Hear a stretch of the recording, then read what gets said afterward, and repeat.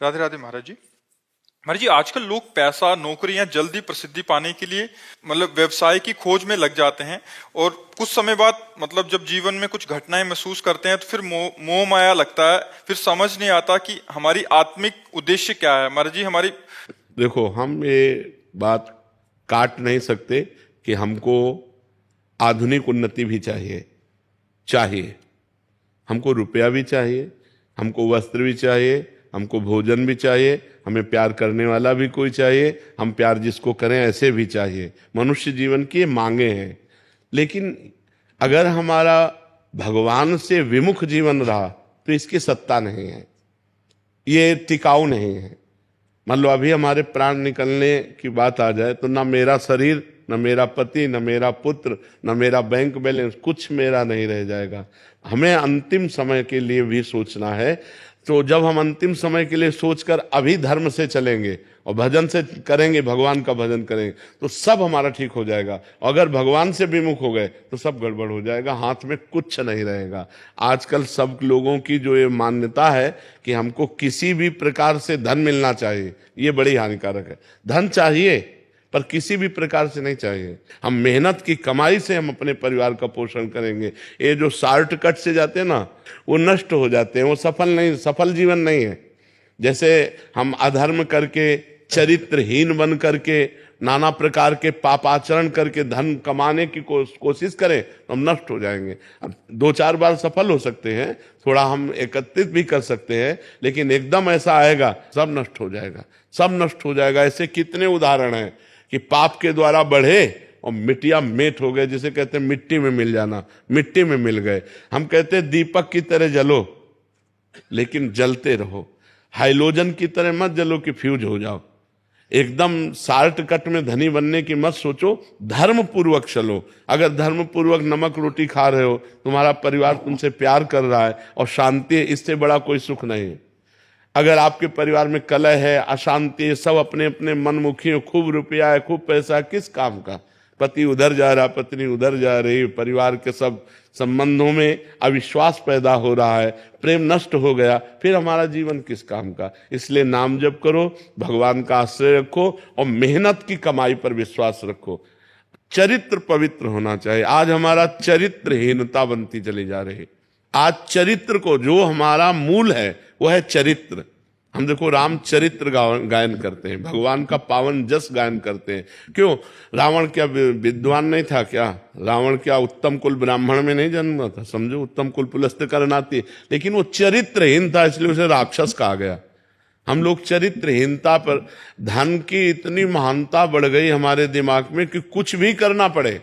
आजकल बहुत ही धन की प्रधानता, जंजीर पकड़ के खींचा, वो मुंह भरा गिर गए, उसको कोई मतलब नहीं कि उसको क्या लगे। कितनी कठोर वृत्ति हो गई। वो हमारी माँ भी तो ऐसी है, माँ जैसी ही वो तो है। कोई भी स्त्री हो और उसके साथ ऐसा बर्ताव, ये धन की प्राप्ति के लिए देखो राक्षसी भाव आ गया। तनिक भी अंदर दया नहीं, तनिक भी अंदर करुणा नहीं। तो हमें लगता है अपने अपने पदों में, अपने अपने कर्तव्यों में धर्म पूर्वक हम चलें। हम नाना प्रकार से जो अधर्म पूर्वक धन आता है उसके द्वारा बड़ा होने की कोशिश न करें। नहीं माना कि आप बड़े होगे।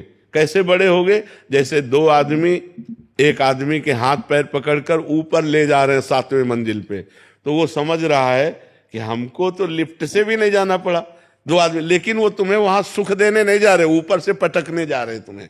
ऐसे ही अधर्म का जो पैसा आता है वो ऊपर उठाता है, लेकिन वो सुख देने के लिए नहीं, वो पटकने के लिए, तुम्हारा नाश करने के लिए, तुम्हारा पतन करने के लिए। अधर्म के पैसे से ऐसे डरो जैसे काले सांप से डरा जाता है।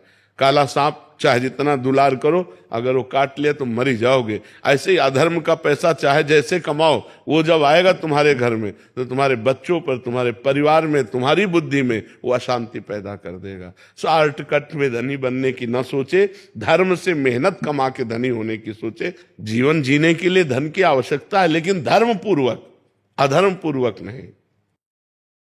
महाराज जी, आप कह रहे हैं कि हस्त मैथुन की 17 साल के हैं और कितना भी सुन लो, फिर बाद में कितना भजन करता हूँ और उसके बाद फिर वहीं गिर जाता हूँ। महाराज जी, उसे ये ऐसा वायरस है कि इसकी अभी तक वो नहीं बनी। वैक्सीन वैक्सीन इस वायरस की बहुत खतरनाक वायरस है।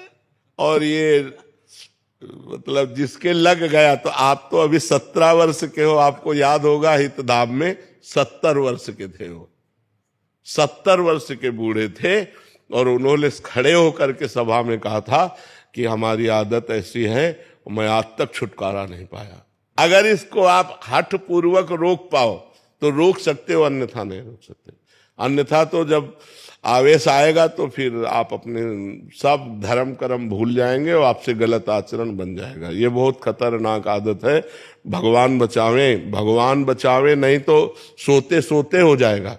महाराज जी ये कहते हैं कि कलयुग का प्रभाव है, मतलब ऐसा होता है? नहीं, युग का प्रभाव अगर हो तो फिर साधु महात्मा कोई भजन कर ही न पावे। युग में तो कलयुग समयुग आन नहीं, जो नर कर विश्वास, गाय राम गुण गण विमल भव बिन तरई प्रयास। बिना प्रयास के संसार समुद्र से पार करने की सामर्थ्य कलयुग में है, यदि भगवान का नाम जप किया जाए। कलयुग समयुग आन नहीं, जो नर कर विश्वास।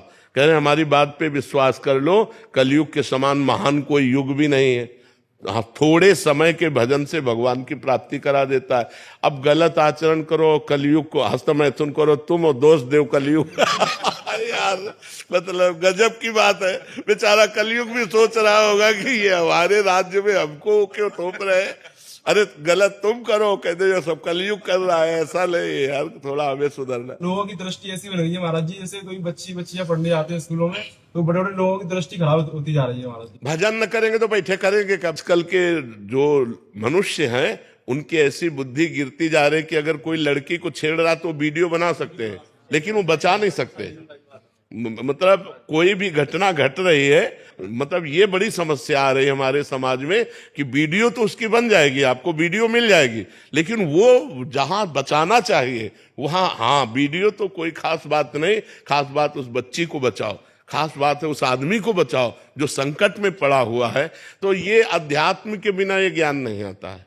अब अध्यात्म तो ना जवान स्वीकार कर रहे हैं, ना बूढ़े स्वीकार कर रहे हैं, तो इसीलिए भजन करना चाहिए। प्रदीप दुबे जी, राधे राधे महाराज जी। महाराज जी, आप कह रहे हैं कि आप जिला न्यायाधीश हैं। महाराज जी, आपका एक प्रश्न है कि भगवान श्री कृष्ण द्वारा अन्याय पर न्याय की विजय हेतु अपनाई गई कूटनीति छल आज वर्तमान समय में कितनी प्रासंगिक है? न्याय के पद पर बैठा कोई व्यक्ति द्वारा उसे अपनाना कितना उचित है? उसमें सामने वाले का अहित न हो। भगवान ने कभी दुर्योधन का अहित नहीं चाहा है, उनके हित के लिए स्वयं संधि दूत बन करके भी गए हैं। भगवान ने कभी किसी का अहित नहीं, अमंगल नहीं चाहे। जब भगवान से कोई शत्रुता की है तो फिर उसको मार करके परम पद प्रदान किया है, कभी अहित नहीं किया। हम परम पद तो नहीं प्रदान कर सकते किसी को, लेकिन अगर एक व्यक्ति के द्वारा समाज का बहुत बड़ा अहित हो रहा है तो अब हमारी हित की भावना उसका नाश कर देगी, और उसका नाश करना आवश्यक है। जैसे हमारे किसी अंग में कैंसर हो जाए तो पूरे शरीर का नाश हो जाएगा, तो ये हित है। दिखाई दे रहा है कि अहित हो रहा है, लेकिन ये हित है कि हम उस अंग को कटवा दें, नहीं तो पूरे शरीर का नाश हो जाएगा। ऐसे ही न्याय पद्धति हमारी कहती है कि जैसे एक व्यक्ति से किसी समाज का अहित हो रहा हो, अमंगल हो रहा हो, तो उस व्यक्ति को शासन में ले लेना चाहिए और उसको उचित दंड देना चाहिए और उसको कैद में रखना चाहिए। ऐसे ही एक गांव से अगर पूरे हमारे राष्ट्र को परेशानी हो रही तो उस गांव को शासन में ले लेना चाहिए। वो हित ही है, वो अहित नहीं है। तो जो हमारे यहाँ नीतियां चलाई गई, जैसे विदुर नीति है, विदुर जी ने कई नीतियों की व्याख्या की महाभारत में कि हमको शत्रु दल को किस तरह से पराजित करना है। अपने यहाँ प्रयोग भी किया जाता है, अपने राष्ट्र में प्रयोग भी किया जाता है, उन हमारी ऐतिहासिक नीतियों का प्रयोग भी किया जाता है। तो अहित नहीं, हमारा जो भारत देश है वो कभी किसी का अहित नहीं सोचा। हम अपनी तरफ से आपका अहित नहीं करेंगे। हमारे यहाँ नीतियों में सबसे प्रधानता हित नीति रही है कि सबका हित हो। परहित सरिस धर्म नहीं भाई, पर पीड़ा सम नहीं अगमाई। हम तुम्हें कष्ट नहीं देंगे, लेकिन आप हमको छेड़ोगे, हमारे समाज को छेड़ोगे, हमारे राष्ट्र को छेड़ोगे, तो फिर हम समर्थ हैं, हर तरह से आपको शासन में ले सकते हैं। ये हमारे देश की नीति रही, शुरू से नीति रही है, तो ये उचित है। छल भी उचित है, छल भी उचित है, क्योंकि अगर हमें शत्रु बलवान है और उसको पराजित करना है तो हमको छल का प्रयोग करना होगा। भगवान ने स्वयं किया, जैसे अश्वत्थामा मरो, क्योंकि गुरु द्रोणाचार्य जी को परास्त करना संभव। अर्जुन सामने वही खड़े हैं जिनको प्रत्यंचा चढ़ाना सिखाया स्वयं द्रोणाचार्य जी ने। द्रोणाचार्य जी समस्त शास्त्र वेदता, चाहे वो धनुर्वेद हो चाहे जो भी वेद हो, उसके परम ज्ञाता हैं। अब उनको सामने से नहीं मारा जा सकता, तो क्या किया? छल नीति का प्रयोग कर दिया। अश्वत्थामा नाम के हाथी को मारा, भीम ने एक गदा, वो मर गया। भगवान श्री कृष्ण का अश्वत्थामा हतो, ये जो ही आवाज कान में पहुंची द्रोणाचार्य, अश्वत्थामा मारा गया। युधिष्ठिर जी की तरफ देखा और कहा अश्वस्था, तो उनका अश्वत्थामा हतो, और जो भी बोले नरो या कुंजर, उसमें शंख ध्वनि हो गई। यद्यपि वो सत्यवादी धर्मराज युधिष्ठिर थे, एक भी शब्द कहीं मिस्टेक ना हो, पर मिस्टेक कर दिया। भगवान ने आदेश किया था तुम्हें इतना ही केवल कहना अश्वत्थामा हतो। अब नरो या कुंजरो तुम कैसे, तुम जानते हो कुंजर मारा गया, इसलिए नरक की प्राप्ति कुछ मिनट के लिए हुई थी महाराज युधिष्ठिर। बस तुरंत जो ही उन्होंने धनुष बाण रखा तो धृष्टद्युम्न ने गर्दन उतार ली द्रोणाचार्य जी की। ऐसे ही भीष्म जी के साथ छल विद्या का प्रयोग हुआ। जे ही शिखंडी को तैयार करके सामने पेश किया गया तो भीष्म जी की दृष्टि में वो अम्बा आई थी, स्त्री पर अस्त्र चलाना उनका व्रत नहीं था। उन्होंने जे अस्त्र रखा, मार बाणों उनको सरसैया पे गिरा दिया।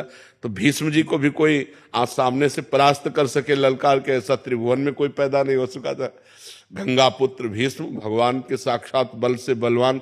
तो बलवान को, अब वो अधर्म पक्ष में है ना, इसलिए बलवान को मारने के लिए छल नीति का भी प्रयोग किया जा सकता है। यह हमारे शास्त्र इतिहास में इसका प्रयोग किया गया है।